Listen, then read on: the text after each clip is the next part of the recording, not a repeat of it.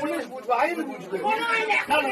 না না আইসি সাহেব আছে, না না আইনের মধ্যে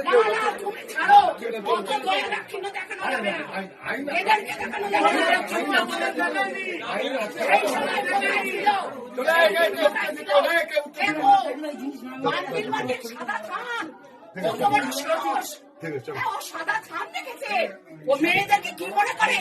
সাদা থান কাকে পড়াবে?